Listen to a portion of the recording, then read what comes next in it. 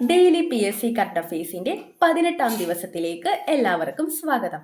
ഇന്ന് നമുക്ക് March 7 current affairs നോക്കാം. ഒന്നാമത്തെ ക്വസ്റ്റ്യൻ: വിശാഖപട്ടണത്ത് നടന്ന ഏത് നാവിക അഭ്യാസത്തിൽ പങ്കെടുത്ത ശേഷമാണ് ഇറാന്റെ ഐറിസ് ഡെന എന്ന കപ്പൽ ശ്രീലങ്കൻ തീരത്തിന് സമീപം ആക്രമിക്കപ്പെട്ടത്? ഏതാ? മിലാൻ 2026. അപ്പം ഏത് നാവികാഭ്യാസത്തിൽ പങ്കെടുത്ത ശേഷമാണ് ഇറാന്റെ ഐറിസ് ഡെന എന്ന കപ്പൽ ശ്രീലങ്കൻ തീരത്തിന് സമീപം ആക്രമിക്കപ്പെട്ടത്? മിലാൻ 2026. ഇനി രണ്ടാമത്തെ ക്വസ്റ്റ്യൻ: കേരളത്തിലെ എല്ലാ ഔദ്യോഗിക ആവശ്യങ്ങൾക്കും മലയാളം ഉപയോഗിക്കണമെന്ന് വ്യവസ്ഥ ചെയ്യുന്ന മലയാള ഭാഷാ ബിൽ 2025 അംഗീകാരം നൽകിയ ഗവർണർ ആരാണ്? ഗവർണർ? രാജേന്ദ്ര അർലേക്കർ. അപ്പോൾ രാജേന്ദ്ര അർലേക്കറാണ് കേരളത്തിലെ എല്ലാ ഔദ്യോഗിക ആവശ്യങ്ങൾക്കും മലയാളം ഉപയോഗിക്കണമെന്ന് വ്യവസ്ഥ ചെയ്യുന്ന മലയാള ഭാഷാ ബിൽ 2025 അംഗീകാരം നൽകിയ ഗവർണർ.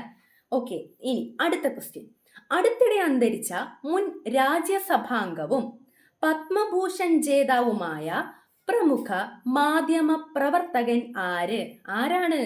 HK ദുവ. HK ദുവ ആണ് അടുത്തിടെ അന്തരിച്ച മുൻ രാജ്യസഭാ അംഗവും അതുപോലെ തന്നെ പത്മഭൂഷൺ ജേതാവുമായ പ്രമുഖ മാധ്യമ പ്രവർത്തകൻ. എന്താണ് അദ്ദേഹത്തിന്റെ പേര്? HK ദുവ. ഇനി അടുത്ത ക്വസ്റ്റ്യൻ: 6G സാങ്കേതിക വിദ്യയിൽ സഹകരിക്കുന്നതിനായി 6G സാങ്കേതിക വിദ്യയിൽ സഹകരിക്കുന്നതിനായി ഇന്ത്യ ഏത് രാജ്യവുമായാണ് ധാരണാപത്രത്തിൽ ഒപ്പിട്ടത്? ഏത് രാജ്യവുമായിട്ടാണ്? ഒന്ന് ഗസ് ചെയ്യാമോ? ഫിൻലാൻഡ്. അപ്പോൾ 6G സാങ്കേതിക വിദ്യയിൽ സഹകരിക്കുന്നതിനായി ഇന്ത്യ ഏത് രാജ്യവുമായാണ് ധാരണാപത്രത്തിൽ ഒപ്പുവെച്ചത്? ഫിൻലാൻഡ്. ഇനി അടുത്ത ക്വസ്റ്റ്യൻ: 2026 ഡൽഹിയിൽ വെച്ച് നടന്ന എത്രാമത് റൈസീന ഡയലോഗാണ് പ്രധാനമന്ത്രി നരേന്ദ്രമോദി ഉദ്ഘാടനം ചെയ്തത്? എത്രാമത്തെയാ? 11ാമത്തെ. അപ്പോൾ 11ാമത്തെയാണ് 2026 ഡൽഹിയിൽ വെച്ച് നടന്ന റൈസീന ഡയലോഗ് പ്രധാനമന്ത്രി നരേന്ദ്രമോദി ഉദ്ഘാടനം ചെയ്തത്. എത്രാമത്തെയാണ്? 11ാമത്തെ. അടുത്ത ക്വസ്റ്റ്യൻ: മദ്രാസ് ഹൈക്കോടതിയുടെ പുതിയ ചീഫ് ജസ്റ്റിസായി നിയമിതനായത് ആരാണ്? എവിടുത്തെയാ?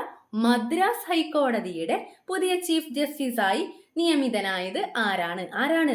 ജസ്റ്റിസ് സുശ്രുത് അരവിന്ദ് ധർമാധികാരി. എന്താണ് അദ്ദേഹത്തിന്റെ പേര്? കുറച്ച് വലിയ പേരാണ് അല്ലെ. ജസ്റ്റിസ് സുശ്രുത് അരവിന്ദ് ധർമാധികാരിയാണ് മദ്രാസ് ഹൈക്കോടതിയുടെ പുതിയ ചീഫ് ജസ്റ്റിസായി നിയമിതനായത്. ഇനി അടുത്തൊരു ക്വസ്റ്റ്യൻ: ബീഹാർ മുഖ്യമന്ത്രി സ്ഥാനം രാജിവെച്ച് രാജ്യസഭയിലേക്ക് നിർദ്ദേശ പത്രിക സമർപ്പിച്ചത് ആരാണ്? നിതീഷ് കുമാർ. നിതീഷ് കുമാർ ആണ് ബീഹാർ മുഖ്യമന്ത്രി സ്ഥാനം രാജിവെച്ച് രാജ്യസഭയിലേക്ക് നാമനിർദ്ദേശ പത്രിക സമർപ്പിച്ച വ്യക്തി. ആരാണ്? നിതീഷ് കുമാർ. അടുത്തത് T20 ലോകകപ്പ്. എന്താ? T20 ലോകകപ്പ് ചരിത്രത്തിലെ ഏറ്റവും വേഗമേറിയ സെഞ്ചുറി നേടിയ താരം ആരാണ്? Fin Allen. ഫിൻ അലനാണ് T20 ലോകകപ്പ് ചരിത്രത്തിലെ ഏറ്റവും വേഗമേറിയ സെഞ്ചുറി നേടിയ താരം. മറക്കല്ലേ, എന്താണ് പേര്? ഫിൻ അലനാണ്. എൻ്റെ കൂടെ തന്നെ ഇതെല്ലാം പഠിച്ചു പോണേ. 2026 നമുക്ക് വരുന്ന എല്ലാ എക്സാമിനും നമുക്ക് നന്നായിട്ട് സ്കോർ ചെയ്യാൻ പറ്റുന്ന രീതിയിലാണ് ഇത് തയ്യാറാക്കിയിരിക്കുന്നത്. ഇനി അടുത്ത ക്വസ്റ്റ്യൻ: T20 ലോകകപ്പ് സെമി ഫൈനലിൽ ഒരു ഇന്ത്യൻ താരം നേടുന്ന ഏറ്റവും ഉയർന്ന സ്കോർ എത്രയാണ്? 89 റൺസ് ആണ്. അപ്പോൾ ഒന്നും കൂടി ക്വസ്റ്റ്യൻ പറയാം.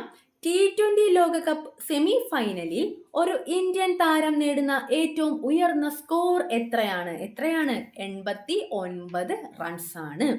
ഇനി അടുത്ത ക്വസ്റ്റ്യൻ: കേന്ദ്ര വാണിജ്യ വകുപ്പിന് കീഴിലുള്ള കേന്ദ്ര വാണിജ്യ വകുപ്പിന് കീഴിലുള്ള സ്പൈസസ് ബോർഡിന്റെ പുതിയ വൈസ് ചെയർമാനായി നിയമിതനായത് ആര്? ഷാജി രാഘവൻ. ഷാജി രാഘവനാണ് കേന്ദ്ര വാണിജ്യ വകുപ്പിന് കീഴിലുള്ള സ്പൈസസ് ബോർഡിന്റെ പുതിയ വൈസ് ചെയർമാനായി നിയമിതനായത്. എന്താണ് അദ്ദേഹത്തിന്റെ പേര്? ഷാജി രാഘവൻ. അപ്പോൾ ഇന്നത്തെ കറണ്ട് അഫയേഴ്സ് ഇതോടെ അവസാനിക്കുകയാണ്. ഞാൻ ഇതുവരെ നമുക്ക് പഠിച്ചത് വെച്ചിട്ട് ഒരു ക്വസ്റ്റ്യൻ ചോദിക്കാം. ഇതാണ് ക്വസ്റ്റ്യൻ. 6G സാങ്കേതിക വിദ്യയിൽ സഹകരിക്കുന്നതിനായി ഇന്ത്യ ഏത് രാജ്യവുമായാണ് ധാരണാപത്രത്തിൽ ഒപ്പിട്ടത്? ഏത് രാജ്യവുമായിട്ടാണ്? നമ്മൾ പഠിച്ചത് നിങ്ങളുടെ മെമ്മറിയിൽ ഓർമ്മയുണ്ടെങ്കിൽ ഉറപ്പായിട്ടും കമൻറ്റ് ചെയ്യുക. അപ്പോൾ നിങ്ങൾ പഠിച്ചു എന്ന് ഉറപ്പിക്കാം അല്ലേ? ഓക്കെ, അപ്പോൾ നാളെ നമുക്ക് വീണ്ടും പുതിയ അപ്ഡേറ്റ്സ് ആയിട്ട് കാണാം. കൺസിസ്റ്റൻസിയാണ് ജീവിത വിജയത്തിൻ്റെ രഹസ്യം. നന്ദി.